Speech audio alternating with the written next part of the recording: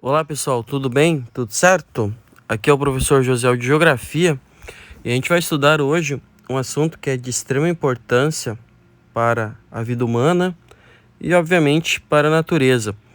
A gente vai estudar o ciclo hidrológico. Vocês já podem perceber aí pelas imagens que a gente está falando basicamente do ciclo da água. Logo de cara tem uma cachoeira, tem um pequeno recinto aí onde essa água cai e fica e depois segue o seu caminho. Mas da onde vem essa água? Devemos, em primeiro lugar, lembrar de dois aspectos. Quem condiciona basicamente o ciclo hidrológico em primeiro lugar é o Sol, com a questão de temperatura. Em segundo lugar, devemos saber que existem três estados da água: o estado líquido, o estado gasoso e o estado sólido. Então, o que acontece? Vamos partir do seguinte ponto: tem água na superfície da Terra. O que vai acontecer? O Sol ele vai aquecer a superfície da Terra. Basicamente, isso vai levar a um passo dentro do ciclo hidrológico que se chama evaporação, que é nada mais é do que a água em estado líquido encontrada em lagos, lagoas, nos oceanos, nos rios, evaporar e ir para o estado gasoso. À medida que essa água for evaporando, ela vai para as regiões mais altas na atmosfera e vai encontrar temperaturas mais baixas. Daí vai passar pelo processo de condensação. Literalmente, é virar nuvem, ok?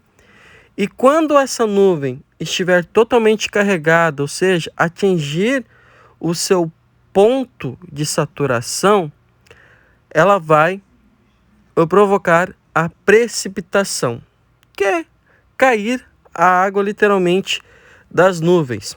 Existem três tipos de precipitações. Uma em estado líquido, que é a chuva. A outra em estado sólido, que é a neve, precisa de temperatura abaixo de zero, toda aquela situação. E a outra é o granizo, também em estado sólido, que ocorre geralmente em dias quentes com fortes ventanias, que é quando a água, a umidade sobe a altitudes bastante elevadas e acaba resfriando muito rapidamente, passando então a água ali dentro da nuvem a congelar rápido e assim precipitar em forma de granizo.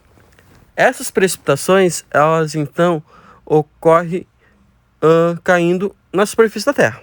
Isso é um fato. Vai cair nas cidades, nas árvores, nos rios, enfim. Vamos pensar o seguinte: vamos para o alto das montanhas. Lá eu tenho neve.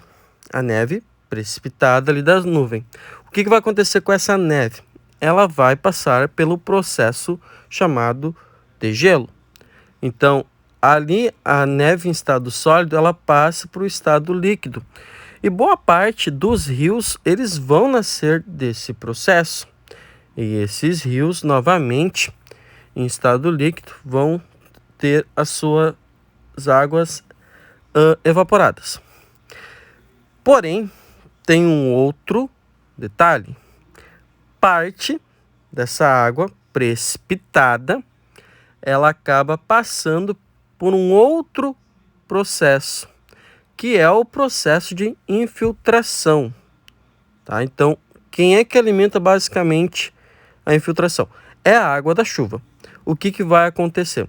A infiltração vai contribuir com os reservatórios subterrâneos, também denominados de aquíferos.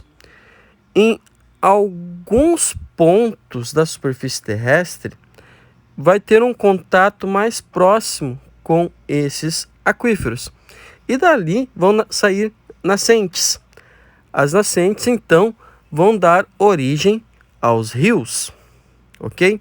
Então, quando você vê uma cachoeira, quando a gente diz vamos na nascente de tal rio, A gente está indo no lugar onde essa água sai do subsolo. E como é que essa água vai parar lá? Pelo processo de infiltração da água que sai principalmente da chuva. É óbvio que esse rio indo para outro lugar, as águas dele mesmo vão passar pelo processo de infiltração. Por fim, nós vamos pensar o seguinte, no processo de infiltração ainda. Se cai numa cidade, o que ocorre com a infiltração? Daí a gente tem o que a gente denomina também de escoamento superficial. Em áreas urbanas, o tal escoamento ele fica bastante nítido. O que acontece? Se eu tenho concreto, se eu tenho asfalto, eu tenho os prédios, eu tenho as casas, eu vou ter uma infiltração de água menor. E esse escoamento superficial ele vai ser mais volumoso, porque aquela água que era para ser absorvida, infiltrada, não está sendo absorvido, não está indo ao subsolo. Por outro lado, em áreas de vegetação, principalmente florestas, eu vou contar principalmente com as raízes das plantas, que vão contribuir para que essas plantas, então, ajudem a levar água ao subsolo. Um caso muito interessante sobre essa parceria é o Cerrado Brasileiro, onde eu vou ter árvores com raízes longas. O que acontece? Na estação chuvosa, que é o verão, elas contribuem para levar água ao subsolo. E no inverno, estação seca, as mesmas raízes pegam água do subsolo para se manterem vivas. Outro detalhe importante. A vegetação ela também contribui para a evaporação da água e para o ciclo hidrológico, logicamente, no regime de chuvas. O nome disso se chama evapotranspiração. Dentro ali do processo de fotossíntese na produção de oxigênio, o calor de uma floresta úmida, por exemplo, quente úmida, vai favorecer a evaporação de água. Essa água vai contribuir para a formação de nuvens, que vai contribuir para a formação de chuvas. Isso é um processo que acontece muito na floresta amazônica. E essa chuva, que é produzida pelo processo de evapotranspiração, se espalha pelo Brasil inteiro. Então está aí a importância de preservar a vegetação. Então é meio que lógico, se tu desmatar e acabar com a floresta, tu prejudica o ciclo hidrológico a partir do que a gente denomina então aí de evapotranspiração. Então, galera, isso foi uma breve explicação do ciclo hidrológico, também chamado de ciclo da água. Lembrando que o ser humano ele interfere neste ciclo a partir do momento que ele altera a superfície da terra, a partir do momento que ele desmata, a partir do momento que ele polui, certo? Outra coisa, não preciso nem comentar a importância da água para a sobrevivência humana.